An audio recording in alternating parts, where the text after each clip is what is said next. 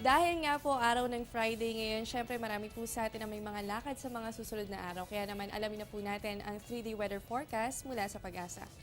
Unahin po natin sa Baguio City, good weather condition po kayo dyan. Ibig sabihin, makakaranas lamang kayo ng mga isolated rain showers and thunderstorms. Simula po yan bukas, araw ng Sabado hanggang sa araw ng Lunes. Ang temperatura nyo po dyan, maglalaro naman yan sa pagitan ng 15 to 22 degrees Celsius.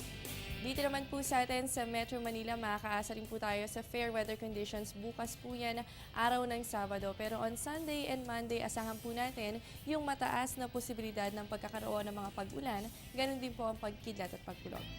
At para naman po sa Queen City of the South, Metro Cebu, sa susunod na 3 araw po asahan natin yung mga maulan na panahon. Yan po ay may kasama mga pagkidlat at pagkulog, kaya paghandaan po natin yan. Ang temperatura nyo nasa pagitan naman po yan ng 23 to 30 degrees Celsius. At para naman po sa Metro Davao, asahan po natin ang fair weather conditions. Yan po yung partly cloudy to cloudy skies with isolated rain showers and thunderstorms. At mas madalas pong maranasan yung mga localized thunderstorms pagsapit po yan ng hapon o gabi. Simula po yan bukas, araw ng Sabado hanggang sa darating na Lunes. At panghuli na lamang po sa Zamboanga City, makakaranas din po kayo ng mataas na posibilidad ng mga pag-ulan. Ganon din po ang pagkidlat at pagkulog sa susunod na 3 araw. Ang temperatura nyo po dyan nasa pagitan po yan ng 23 to 31 degrees Celsius. At yan po ang 3-day weather forecast mula sa Pag-asa. Alamin naman natin ang magiging pagtayapan ng temperatura sa mga piling lungsod sa bansa. Sa Rojas, meron kayong 26 to 32 degrees Celsius. Ganun din po ang aasahan para dyan sa Catbalogan. Habang sa Calapan, meron po kayong 23 to 32 degrees Celsius. Sa Tagbilaran, meron po kayong 24 to 32 degrees Celsius. Ganun din po ang agwat ng temperatura para naman sa Dipolog. At sa Kidapawan, ganun din sa General Santos City, meron po kayong 23 to 31 degrees Celsius.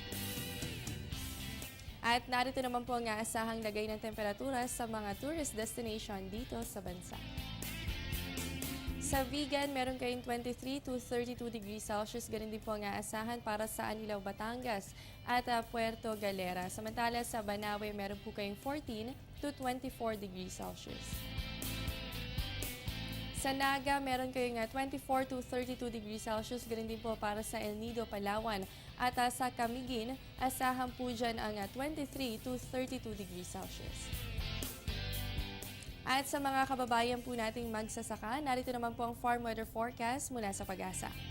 Para po sa Western Visayas, kasama rin po ang Mindanao, kayo po ay makakaranas ng mga pag-ulan. Ganon din po ang pagkidlat at pagkulog. Kaya po ang upland farm nyo, meron kayong 23 to 28 degrees Celsius. At ang lowland farms nyo po, asahan dyan ng 24 to 32 degrees Celsius. Para naman po sa inyong relative humidity, yan ay nasa pagitan po ng 75 to 99%. At ang leaf wetness nyo po magtatagal yan ng 4 hanggang 6 na oras. Samantala, sa natitirang bahagi pa ng bansa kasama po ang Metro Manila, asahan po natin ang fair weather conditions.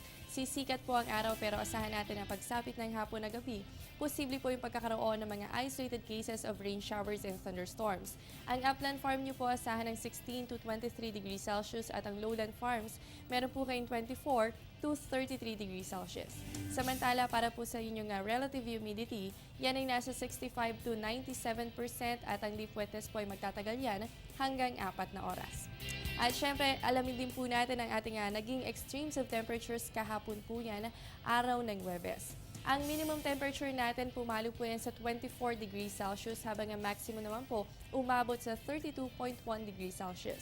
At para po sa ating relative humidity, ang minimum humidity natin ay nasa 61% at ang maximum naman po natin umabot po yan sa 98%. Mga kababayan, magbabalik pa po ang Panahon TV pagkatapos ng ilang paalala.